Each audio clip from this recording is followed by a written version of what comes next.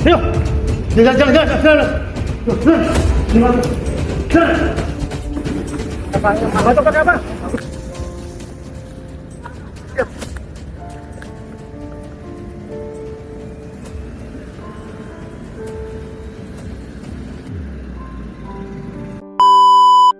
Halo guys, balik lagi dalam channel gua.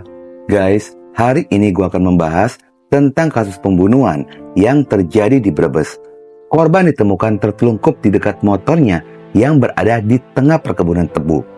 Meskipun identitas korban cepat terungkap, namun penangkapan dari pelaku pembunuhan ini membutuhkan waktu 9 hari.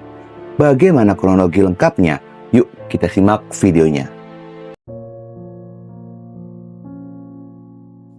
Awal kisah ini, kita berkenalan dengan seorang wanita yang bernama Santi binti Sutrisno, berusia 22 tahun.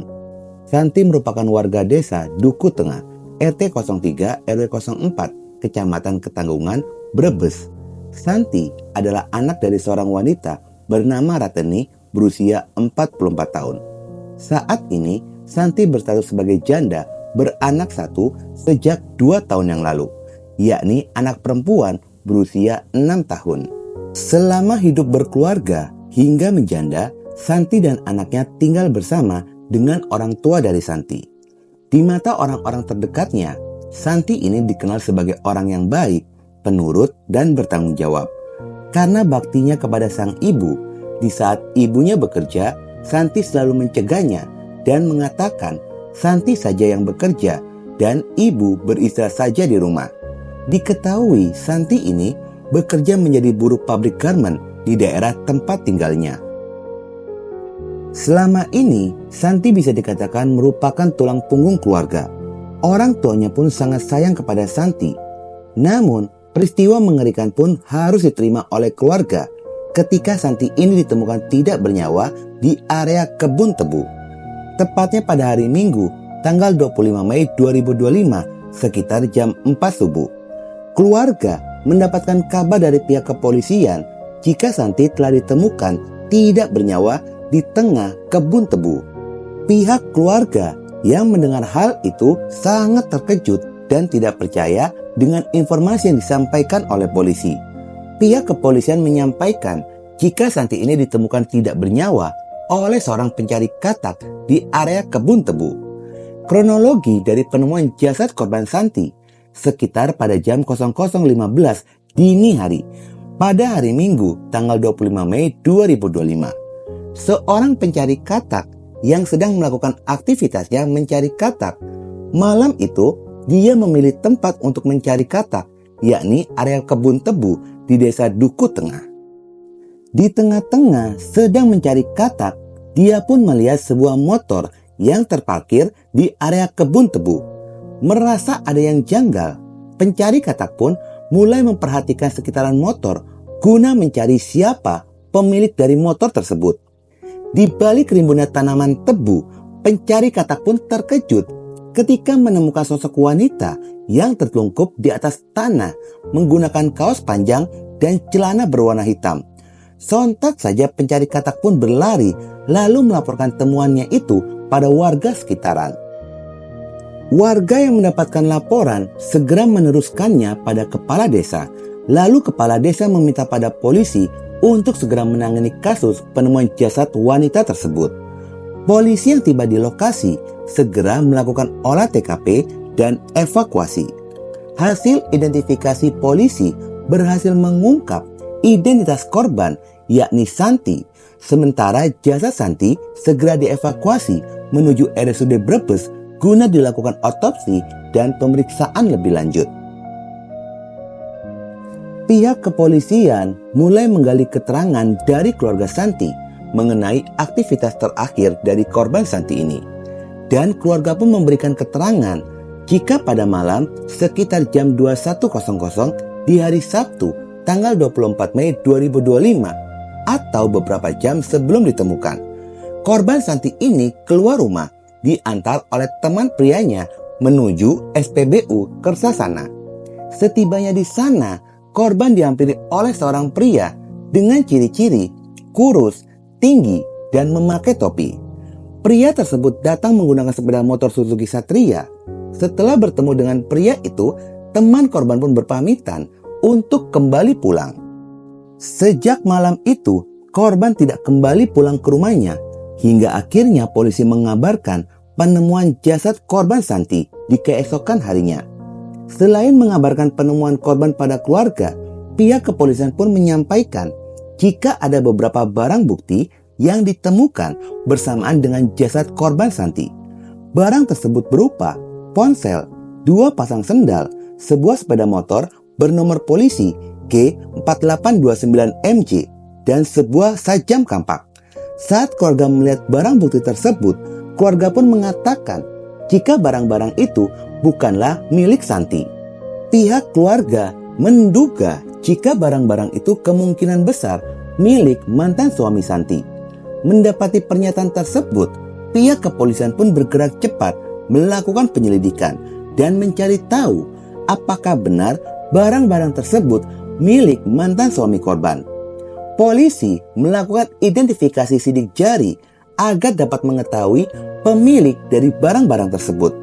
Beberapa hari setelah ditemukan jasad korban, pihak kepolisian pun segera melacak keberadaan mantan suami korban.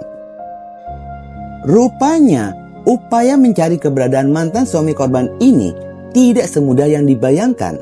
Pihak kepolisian harus melakukan penyelidikan serta pelacakan selama 9 hari lamanya. Hingga akhirnya polisi mendapatkan lokasi keberadaannya dan polisi segera bergerak melakukan penangkapan di lokasi yang sesuai dengan informasi.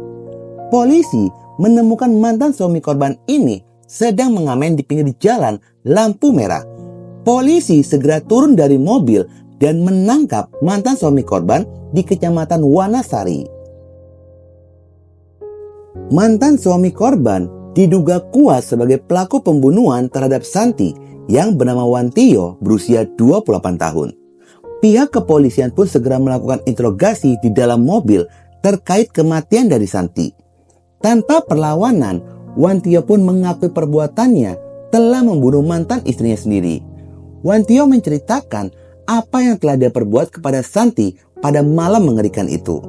Wantio mengaku sakit hati kepada Santi lantaran Santi ini sering mengejek dan memaki-maki pada saat berumah tangga dahulu. Selain itu, pelaku pun merasa cemburu karena Santi ini sering terlihat bersama dengan laki-laki lain, walaupun status mereka sudah bercerai. Wantio menceritakan kronologi dari pembunuhan itu terjadi. Pada malam itu, pelaku sengaja mengajak Santi untuk bertemu di pom bensin Kersana. Hal itu bukan menjadi hal yang pertama mereka lakukan. Pelaku pun menyebutkan jika mereka masih saling suka. Maka dari itu, Wantio dan Santi masih sering berkomunikasi dan bertemu dalam beberapa waktu. Istri kamu? Ya, sangatnya dendam, Pak. Dendam terus? Yang saling ejek, Pak, awalnya. Saling ejek terus? Dia bilang gila sama saya, Pak. Sering maki-maki? Maksudnya? Ejek? Bilang nggak mampu, Pak, ada. Kadang nggak mampu terus? Ya, pokoknya gitulah, Pak. Awalnya gimana sampai pertama kali ketemu korban di mana? Terus Di pom bensin. terus Saya bawa ke situ, Pak, ke lokasi. lah di pom bensin itu mau ngapain awalnya? Ketemuan, Pak, biasa, Pak. Ketemuan ngajak. Ya, biasanya di situ, Pak, ketemuan. Terus diajak kemana? Ya, di tempat itu. Di tempat apa? Di tebuan itu, Pak. Di Tebuan. Korban menolak apa enggak waktu itu? Waktu enggak, Pak, biasa, Pak. Tidak tahu apa-apa. Ya, biasa aja. Nah, itu. Iya, Pak. Memang sengaja menghabiskan di situ ya? Ya, sebenarnya di jalan, Pak. Oh iya, tapi udah punya tujuan itu ya? Makanya bawa senjata. Iya, Berapa kali? 4 kali. Bagian mana yang kena? Kepala. Pelaku Wantio ini pun mengakui meskipun masih ada rasa cinta, tetapi di saat bersama dengan korban Santi, pelaku terkadang teringat kata-kata korban yang sering mengejeknya gila dan tidak berkemampuan karena dirinya hanyalah bekerja serabutan. Itulah yang menjadi alasan pelaku mengurungkan niatnya untuk rujuk dengan Santi. Pada malam pertemuan itu, Wantio membonceng Santi menuju kebun tebu. Setibanya di sana, pelaku ini meminta untuk meminjam ponsel milik korban Santi. Namun, permintaan itu pun ditolak oleh korban dan tidak memberikan ponselnya kepada pelaku dengan alasan yang berbelit-belit. Pelaku pun menjadi emosi dengan perlakuan korban hingga akhirnya mengeluarkan sajam kampak yang telah dia siapkan sebelumnya. Sajam kampak itu sengaja dia bawa dari rumah dan langsung dilayangkan pada bagian kepala Santi sebanyak 4 kali. Hingga Santi ini tersungkur tidak berdaya. Setelah memastikan korban tidak bernyawa, Mantio pergi meninggalkan jasad korban begitu saja di tengah-tengah kebun tebu. Setelah pelaku pembunuhan ini tertangkap, pelaku pun mengakui menyesali perbuatannya. Terlebih dirinya teringat jika anak perempuannya akan masuk sekolah.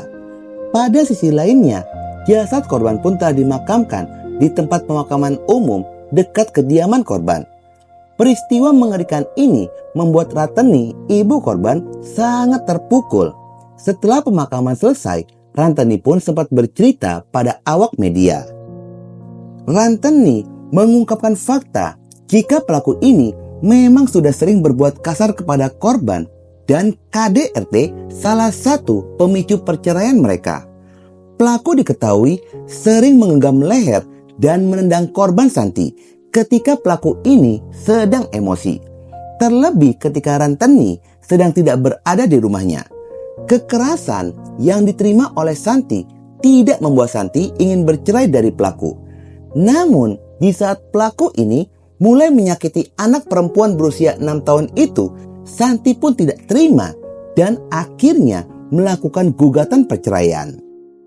Setelah proses perceraian itu selesai, korban Santi ini pun baru berani menceritakan kepada Ranteni semua perlakuan dari pelaku selama berumah tangga. Ranteni pun berharap hukuman setimpal untuk pelaku pembunuhan dari anaknya. Pada saat ini, pelaku Wantio menekam di rumah tahanan Polres Brebes dan masih menjalani serangkaian pemeriksaan. Pelaku pun diancam dengan pasal pembunuhan berencana dengan ancaman maksimal hukuman mati. Guys, kadang cinta menutupi segalanya. Sudah disakiti seperti itu, masih mau diajak ketemu dan berkomunikasi. Semoga korban diampuni segala dosanya dan diberikan surga kelak di akhirat nanti. Oke guys, sekian dulu video gua hari ini dan jangan lupa ikuti terus video gua. Oke?